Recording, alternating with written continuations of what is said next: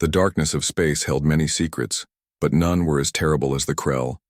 Their massive warship, the Ravager's Triumph, hung in orbit above a dying world. Below, the last cities of the Thessaran people burned. Smoke rose into the atmosphere in thick columns that could be seen from space. Huntmaster Vexthor stood in the trophy hall of his ship. The chamber stretched for hundreds of meters, filled with artifacts from conquered species. Glass cases lined the walls, each one containing the final remnants of a civilization that no longer existed. A ceremonial crown from the Velthani, a prayer stone from the Korath monks, a child's toy from a species whose name had been forgotten, 200 cases, 200 dead species, 200 successful hunts. Vexthor's scaled hand traced the edge of the newest case. Inside lay a Thessaran musical instrument, its strings still vibrating with the last song ever played by its people. The Krell believed in a simple truth that governed the universe. The strong survived, the weak died.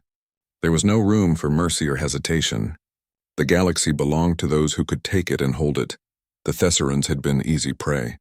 They built beautiful cities and created magnificent art. They wrote poetry and studied the stars with wonder, but they could not fight. When the Krell arrived, the Thessarans tried to negotiate. They offered friendship and knowledge.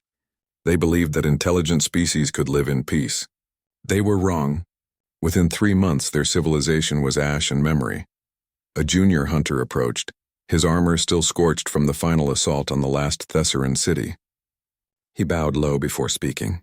"Huntmaster, the scouts have returned from the Outer Rim. They found a new world." Vexthor turned, his eyes gleaming with interest. "Tell me about this world." The young Krell activated a holographic display. A blue and green planet appeared, rotating slowly in the air between them. White clouds swirled across its surface. Oceans covered most of the sphere. The inhabitants call it Earth. A single dominant species controls the planet. They call themselves humans. They have recently developed basic spaceflight. Vexthor studied the image. What are their capabilities? Limited, Huntmaster. They have no plasma weapons, no energy shields, no faster-than-light travel yet. Their ships barely reach their own moon. The scout pulled up biological data. The species itself is weak. No natural armor, no claws or fangs, poor sensory systems compared to most predators. They cannot even see in darkness without tools. Another Krell laughed from across the chamber. They sound like the Thessarans, artists and dreamers. This hunt will be over before it begins. Vexthor nodded slowly. How many humans are there? Approximately 8 billion, spread across all the continents of their world. They are divided into hundreds of nations, constantly fighting among themselves. They have not achieved unity. Even better. Vexthor closed his clawed hand into a fist. A divided prey is easy prey. Begin the isolation protocol. I want all their communications jammed. Destroy their orbital stations. Cut them off from any chance of calling for help, not that anyone would answer. Yes, Huntmaster. When do we begin the hunt? Vexthor looked at the newest trophy case, then back at the image of Earth. Immediately. This will be our 201st extinction. Perhaps these humans will provide better sport than the Thessarans. Perhaps they will fight. It matters little. The result will be the same. Ready the hunting parties. We descend at dawn. Far across the galaxy, on the blue world the Krell had marked for death, humanity went about its daily life with no idea of what was coming. In Geneva, scientists celebrated a successful test of a new telescope array. In Tokyo, engineers worked on designs for a permanent lunar base. In New York, diplomats argued about trade agreements. In Lagos, children played in streets while their parents worked. Ordinary life on an ordinary day. Commander James Rodriguez sat in the International Space Defense Force headquarters, drinking coffee that had gone cold hours ago. His shift monitoring Earth's orbital traffic was almost over.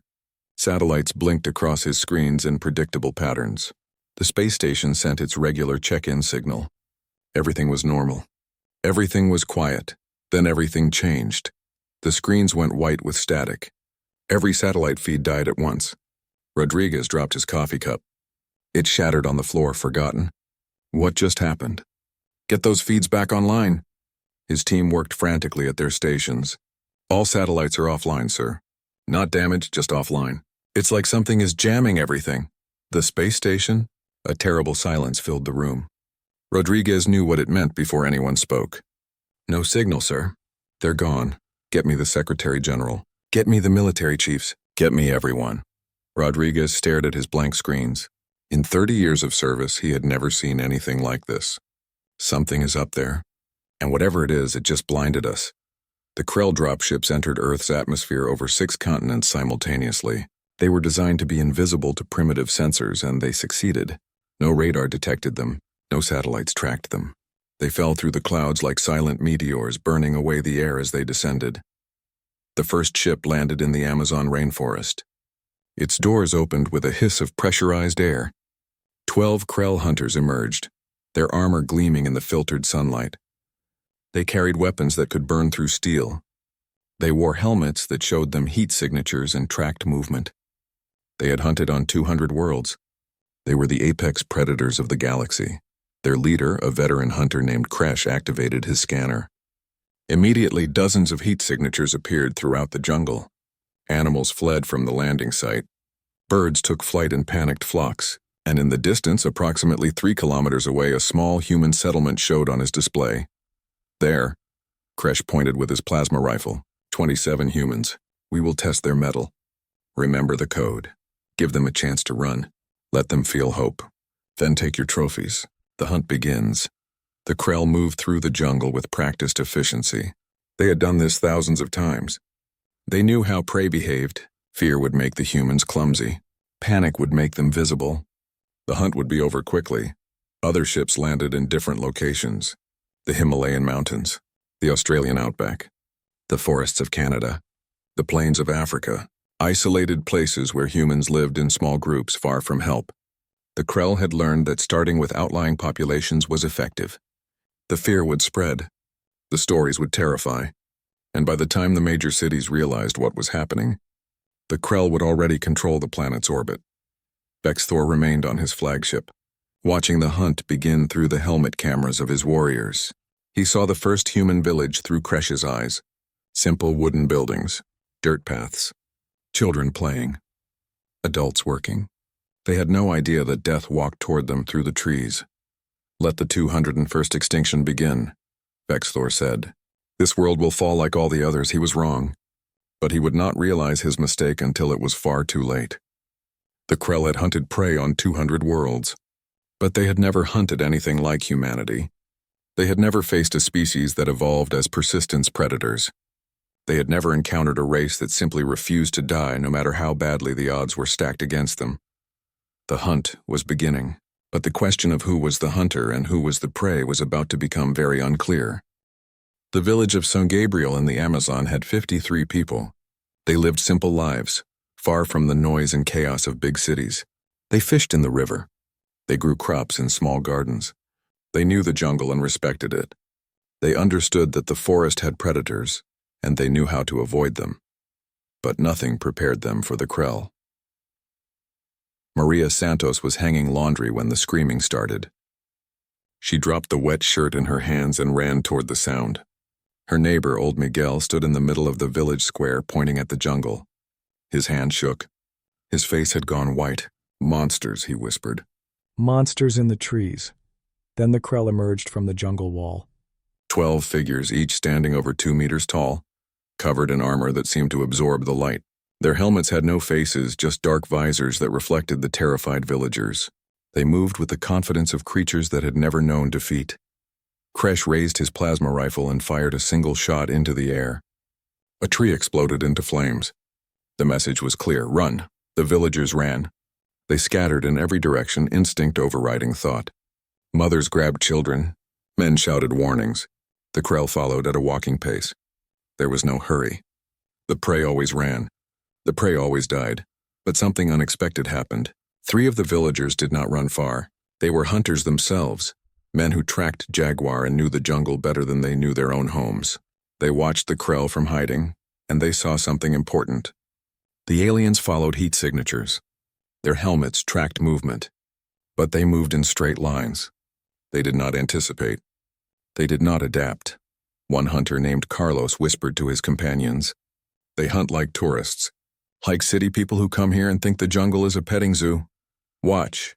Carlos threw a stone far to the left. The nearest Krell turned instantly. tracking the heat of Carlos's hand that had warmed the stone. In that moment of distraction, the three hunters melted into the jungle using paths only they knew. They doubled back. They moved through water to hide their heat. They climbed trees and waited. The Krell found 20 villagers that day. 20 people who could not hide, who did not know the jungle well enough, who panicked and ran in straight lines. The Krell took their trophies and returned to their ship, satisfied. It had been a successful hunt. Easy prey as expected, but 33 villagers survived. And 3 of them had learned something valuable. The aliens could be fooled. Similar scenes played out across the world. In the Himalayas, a climbing expedition vanished. In Australia, an outback research station went silent. In Canada, a logging camp was found empty. Equipment still running, meals half-eaten. The pattern was clear. Something was hunting humans in remote locations. Colonel Sarah Chen saw the pattern before most people. She worked in military intelligence at the Pentagon, analyzing threats. When the reports started coming in, she put them together on a map. 17 incidents in 3 days, all in isolated locations, all with the same description from the few survivors. Tall armored figures, advanced weapons, hunting parties. She brought her analysis to General Marcus Webb. He stared at her report for a long time before speaking.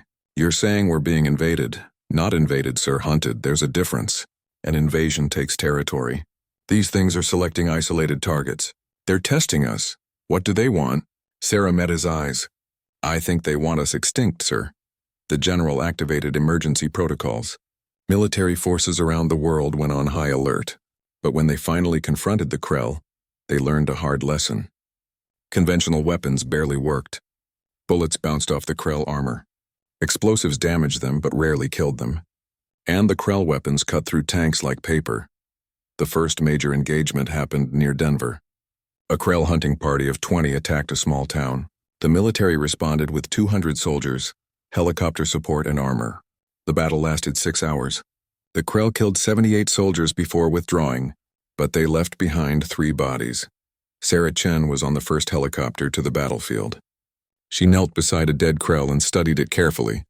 The armor was damaged but intact. She could see the seams, the power connections, the way the helmet interfaced with the suit. She photographed everything. She took samples. She needed to understand what they were fighting. Back in her lab, she and a team of scientists worked around the clock. They discovered several important things. The Krell armor was powered by a reactor in the back. It was vulnerable to electromagnetic pulses. The helmets relied on specific sensor frequencies, and the weapons could be overloaded if hit with enough electrical current.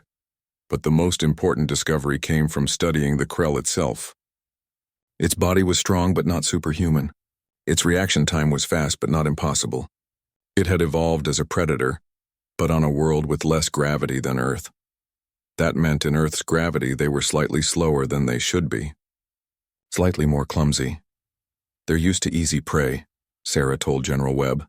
"They've been doing this for a long time and they've gotten predictable. They follow patterns, honor codes. They give prey a chance to run, because that makes the hunt more satisfying. That's their weakness. They think this is a game, and we don't. No, sir. This is survival. And humans are very, very good at surviving." Sarah requested command of a special unit. She handpicked soldiers from different backgrounds, mountain climbers who knew how to survive in harsh terrain, marathon runners who could outlast any pursuit, hunters who understood predator psychology, engineers who could adapt technology on the fly. She did not want the best warriors. She wanted the best survivors. They called themselves the Persistence Unit, named after the way early humans hunted on the African savanna. Ancient humans were not fast or strong, but they could run forever. They would chase prey for days until the animal collapsed from exhaustion. Sarah planned to do the same to the Krell. The first test came in Montana. A Krell hunting party of 8 was tracking refugees through the mountains. Sarah's team intercepted them, but instead of fighting directly, they led the Krell on a chase. Through valleys, over ridges, through rivers. The Krell followed, confident in their superior technology. But after 6 hours of pursuit, the Krell were tired. Their armor's power supplies were draining. They were dehydrated. They had not expected prey to run this long. When they finally stopped to rest, Sarah's team attacked from all sides. Electromagnetic pulses disabled their shields. Concentrated fire on their reactor packs caused overloads. In 15 minutes, all 8 Krell were dead. Sarah's team had 0 casualties. The tactic was shared globally. Other units adopted similar strategies. Instead of fighting the Krell directly, humans used the terrain. They used exhaustion. They used surprise. They learned to predict where the Krell would hunt and set traps. They started winning. In the Amazon, Carlos and his fellow survivors became legendary. They rescued other villagers. They destroyed 2 Krell ships using homemade explosives placed on vulnerable cooling systems. They taught other groups how to hide from Krell sensors using mud and water and constant movement. 3 weeks after the first landing, humanity had learned how to fight back. The Krell were still winning battles. They still had superior technology and numbers, but they were no longer winning every encounter. And for the first time in their long history of hunting, the Krell experienced something new. Doubt.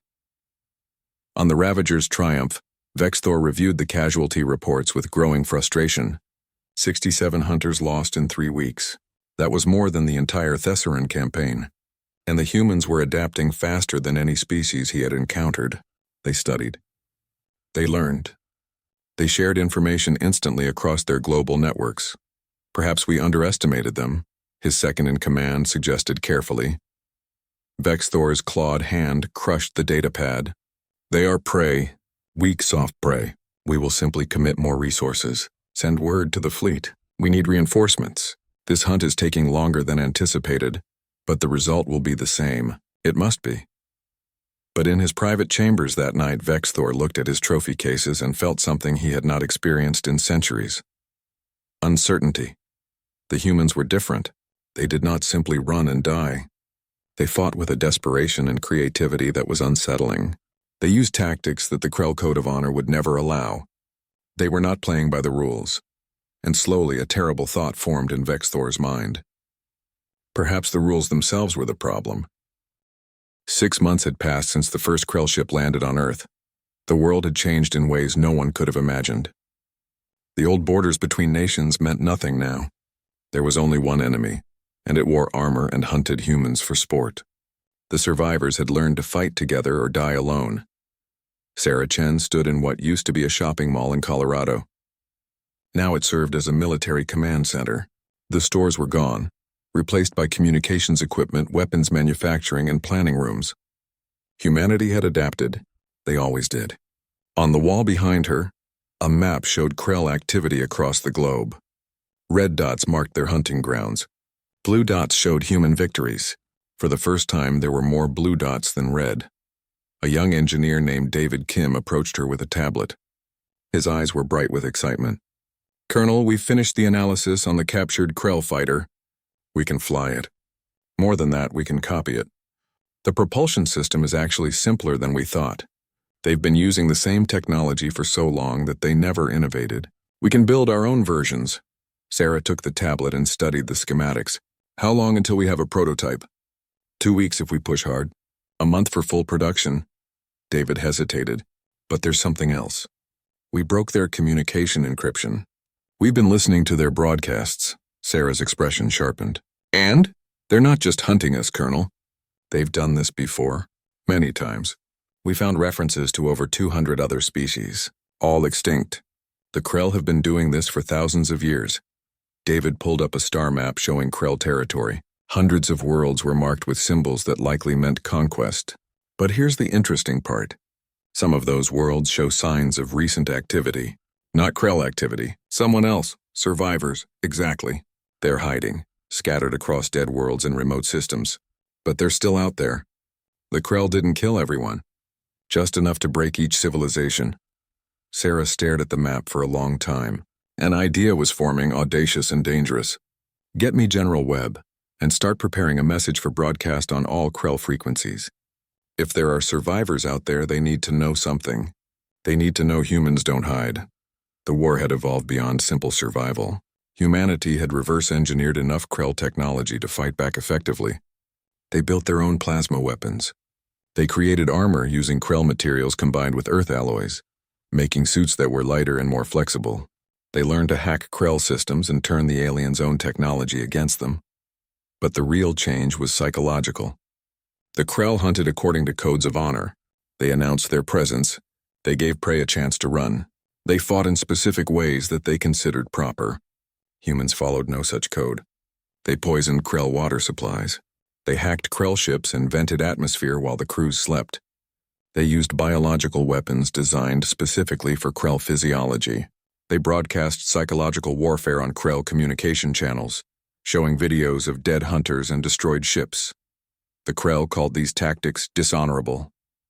Humans called them effective. The turning point came in Earth's orbit. The Krell maintained 3 warships above the planet, controlling access to space and preventing any human escape. They had done this on 200 worlds before. It always worked. Cut off the prey and they cannot call for help. Cannot flee. Cannot do anything but die. But humans had been building in secret. Using captured technology and raw human ingenuity, they constructed fighters in underground facilities. Not elegant ships, not beautiful designs. They were ugly functional machines that barely held together. But they flew, and they carried weapons powerful enough to hurt Krell warships.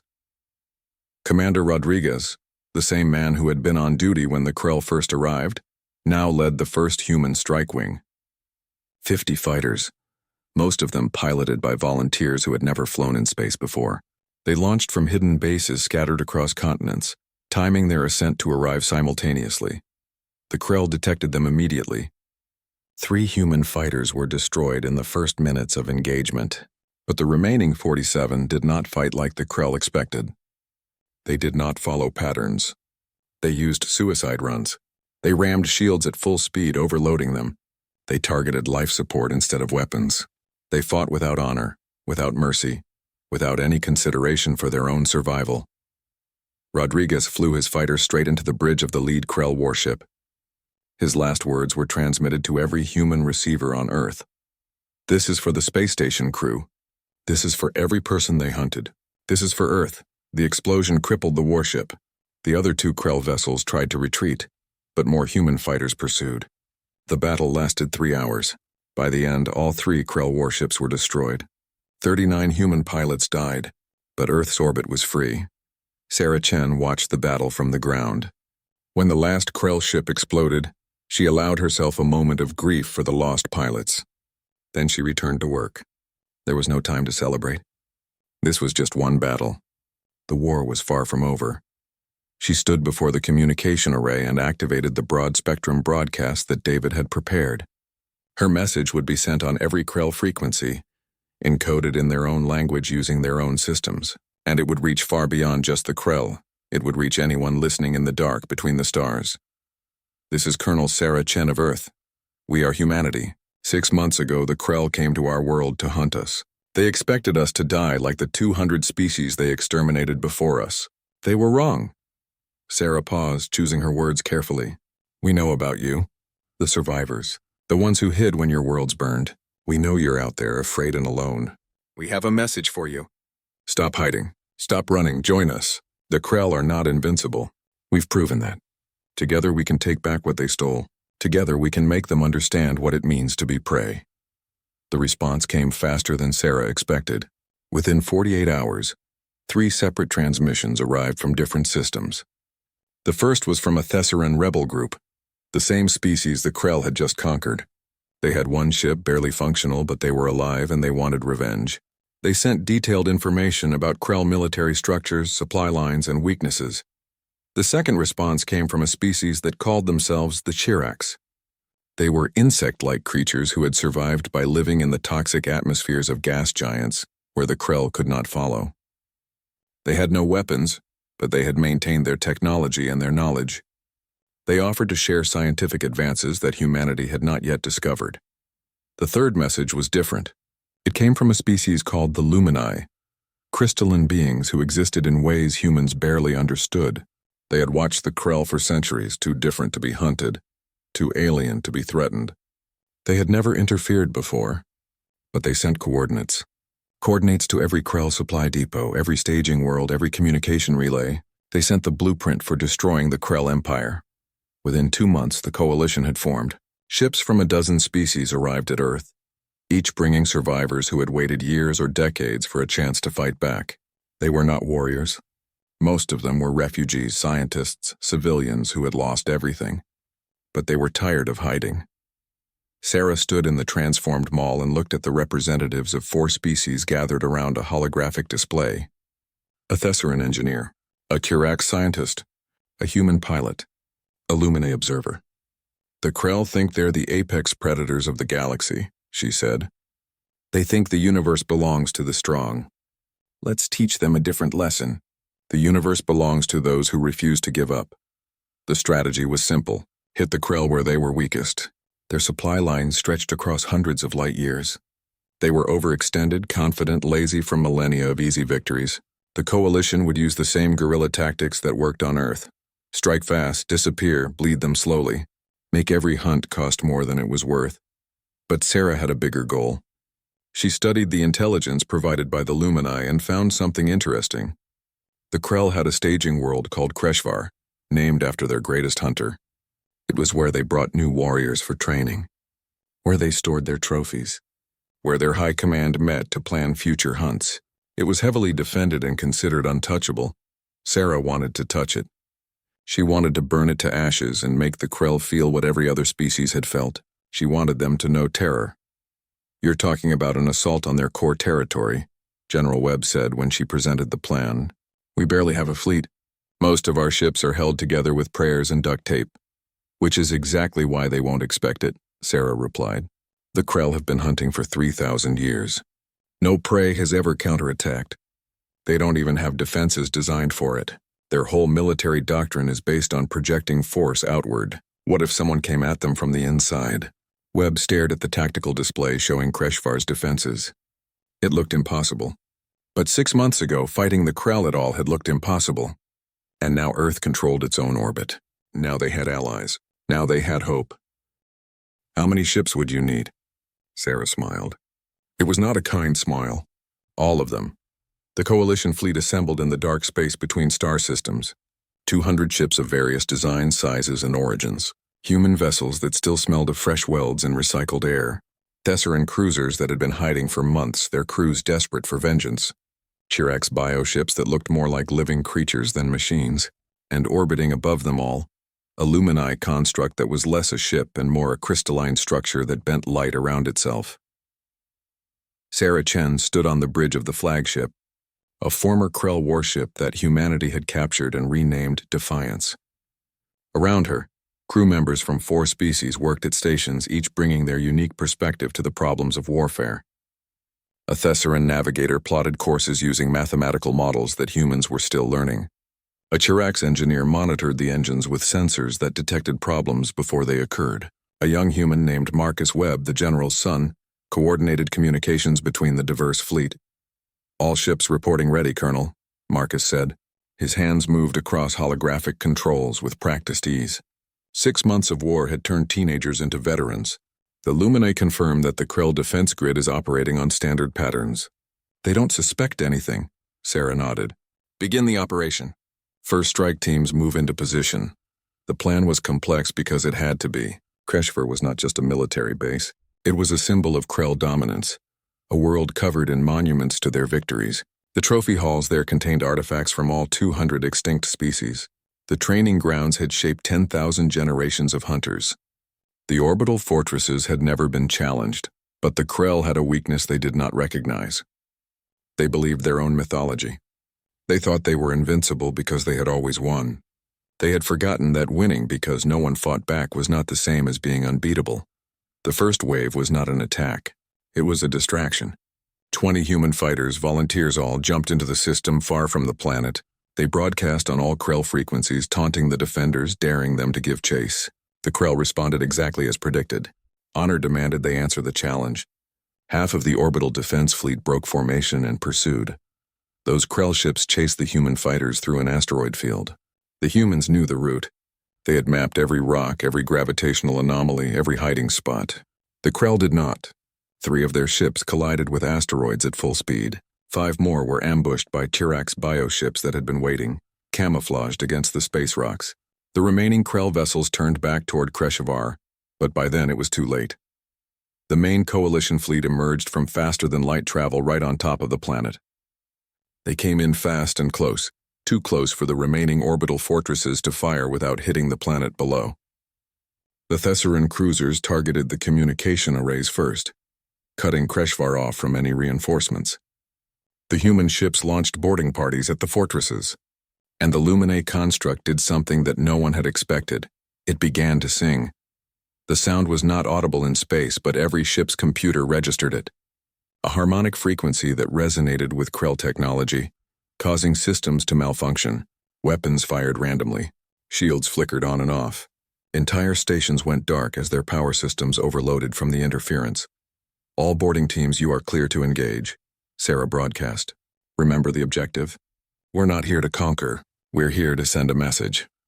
The fighting on the orbital fortresses was brutal. Krell warriors defended their positions with savage determination.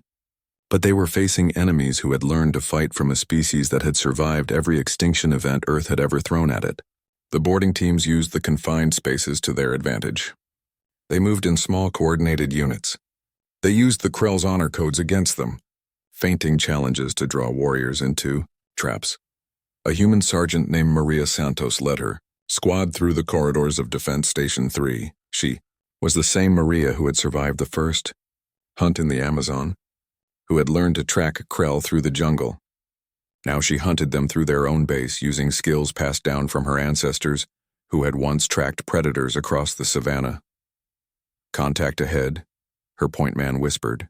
3 Krell standard patrol formation. Maria smiled. Standard was predictable. Rodriguez, take the left corridor. Chen the right. I'll go straight. On my mark. She counted down silently, then moved. The Krell in the center turned to face her, raising his weapon. But by then, Rodriguez had shot him from the left, and Chen had disabled his armor from the right. The warrior fell without firing a shot. Across the station, similar scenes played out. The Krell were skilled warriors, perhaps the best in the galaxy in single combat. But they had never learned to fight as a coordinated force against enemies who were willing to use any tactic to win. They fought with honor. Humans fought to survive. Within 3 hours, all 6 orbital fortresses were under coalition control. The Krell on the planet's surface watched in disbelief as their supposedly impregnable defenses fell. Nothing like this had ever happened in their recorded history. Prey did not attack.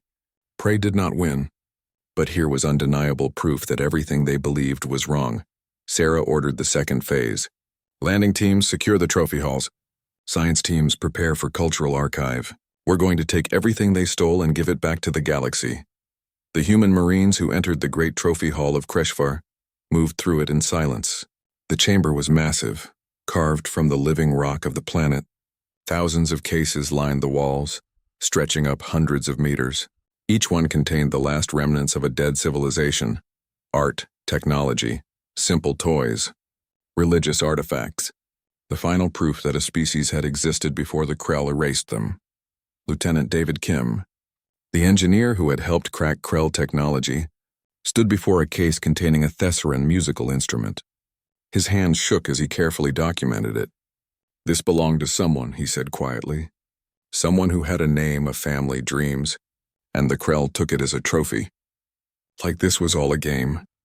It was a game to them, Sarah said, standing beside him. But not anymore. Pack everything carefully. Every artifact gets returned to whatever survivors we can find. The Krell don't get to keep their trophies. While the artifact recovery proceeded, the Coalition sent a message to the planet's surface. Sarah's face appeared on every screen in every Krell city. She spoke in their language, using words they would understand. Krell warriors, you have hunted 200 species across 3,000 years. You took pride in your strength. You built monuments to your victories. You believed the universe belonged to the strong. Sarah paused, letting the words sink in. You were wrong. The universe belongs to those who survive. And now you are the ones being hunted.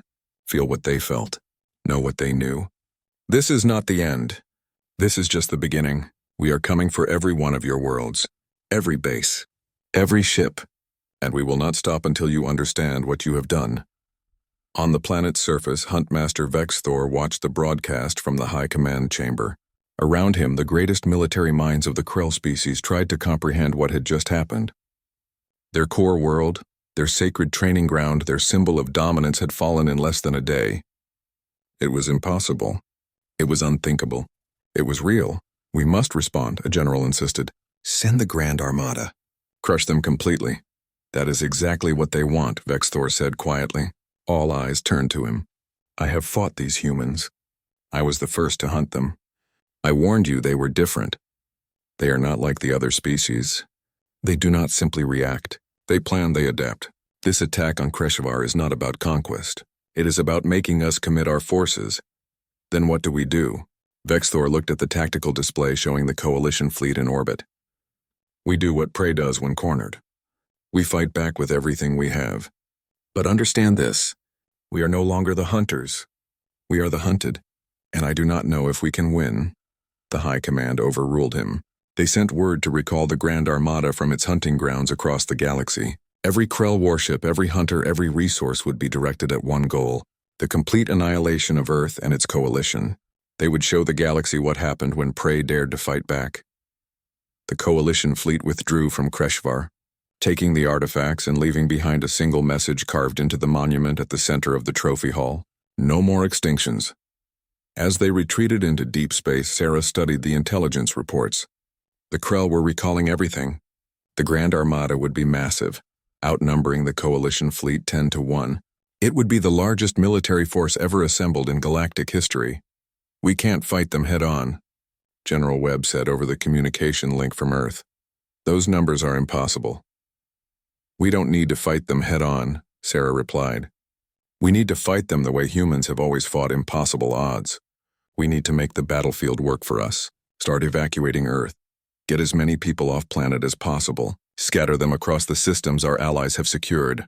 This next battle is going to decide everything. Where will you meet? The Veil Nebula was beautiful in the way that dangerous things often are. Clouds of ionized gas glowed in shades of purple and blue. Electromagnetic storms crackled between dense pockets of matter. Visibility was measured in meters, not kilometers. It was the worst possible place to fight a space battle with traditional tactics, which was exactly why Sarah Chen had chosen it. The Krell Grand Armada entered the nebula expecting a conventional engagement. They maintained their tight formations. They followed their standard battle protocols. They searched for the Coalition fleet using long-range sensors that barely functioned in the interference. They were hunting just as they always had, but this time, they were walking into an ambush set by a species that had learned warfare from 1,000,000 years of being both predator and prey.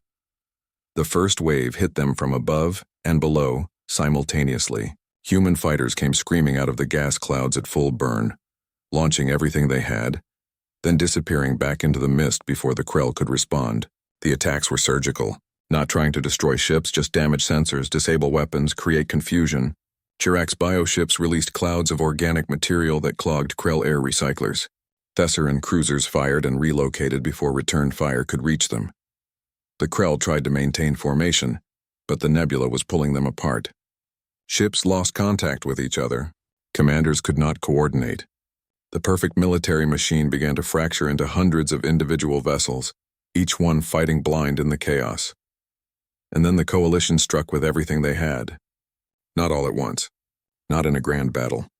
They picked off isolated ships one by one, using the terrain like guerrilla fighters in a jungle. 3 Coalition vessels would swarm a single Krell warship from different angles, overwhelm it, then vanish before reinforcements could arrive. It was not honorable.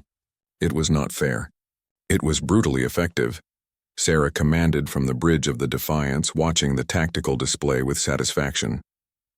The display was incomplete, fragmentary, but it showed enough. Red icons blinked out one after another as Krell ships were destroyed or disabled. Target the command carriers, she ordered. Cut off their coordination and they become individual fighters. We can beat them one at a time. Lieutenant Maria Santos piloted one of the fighters in the chaos. Her squad had been together since the Amazon, all survivors of that first hunt.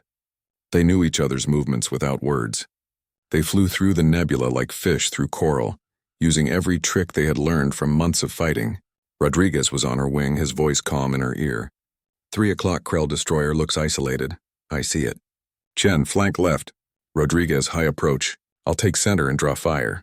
They moved as one organism. Maria's fighter dove toward the Krell destroyer, weapons blazing. The Krell turned to track her exactly as she expected. Rodriguez came from above, targeting the bridge. Chen hit the engines from the side. The destroyer exploded in a ball of plasma that lit up the nebula for kilometers. Maria pulled her fighter through the debris field and kept moving. No time to celebrate. 50 more targets waited in the mist. The battle lasted for 6 hours. It was chaos. It was confusion. It was exactly the kind of warfare that humanity had perfected over 10,000 years of history. The Krell, for all their technology and experience, had never fought anything like this.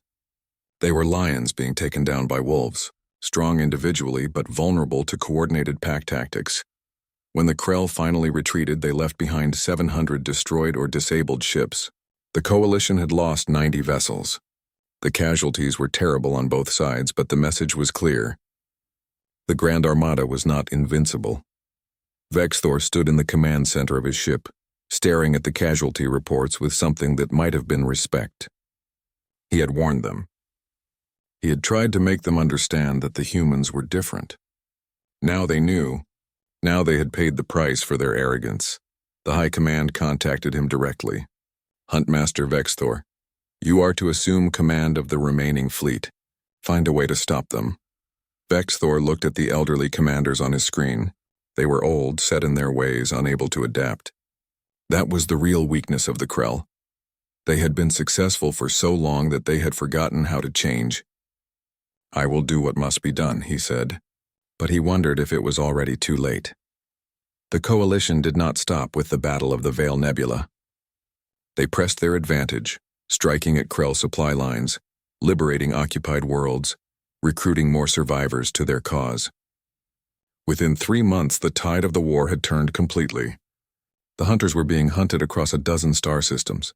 Sarah Chen led the fleet deeper into Krell territory. Every world they liberated revealed more horror. Entire species reduced to a few thousand survivors hiding in ruins, traumatized by decades of living in fear.